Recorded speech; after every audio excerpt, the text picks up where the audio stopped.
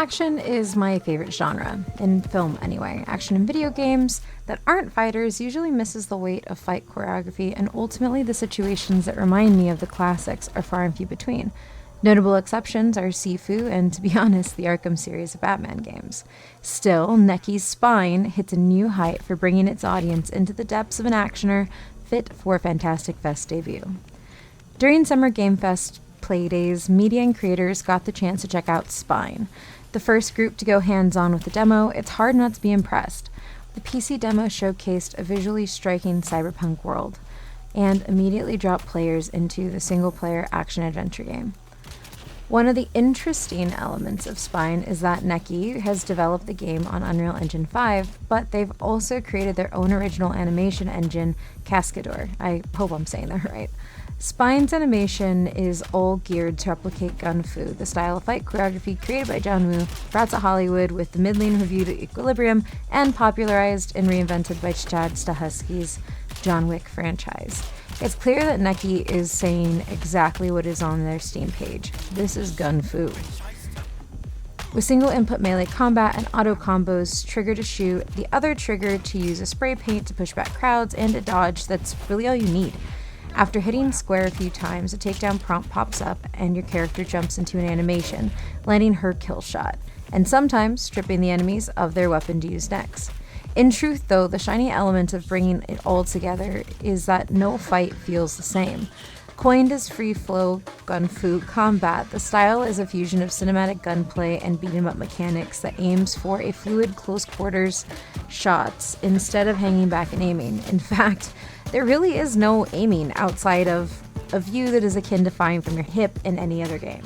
Ultimately, the gun gets you nowhere if you aren't using a Aikido.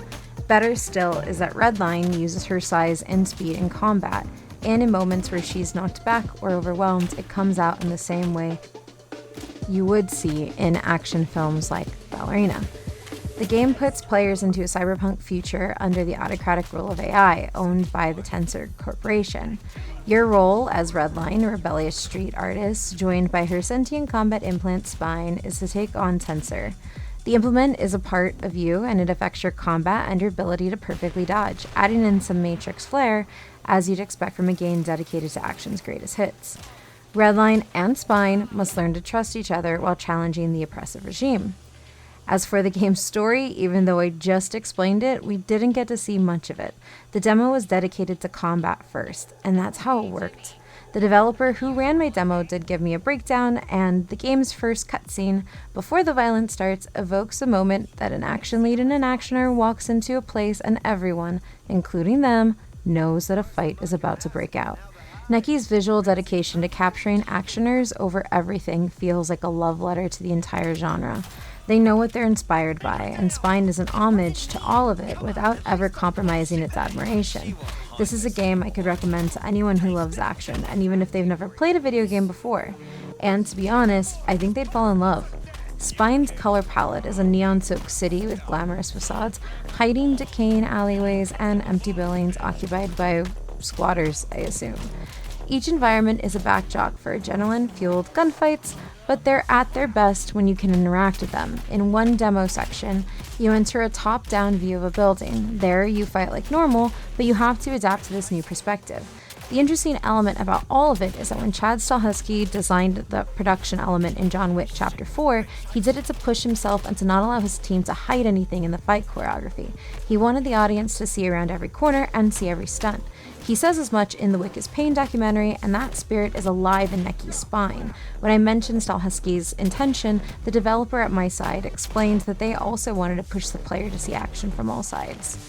To accomplish the fluid movement that Redline achieves, whether it's with the shotgunny mini-boss or Ada Cop, a stealth-equipped boss fight that uses spider mines, the camera is central.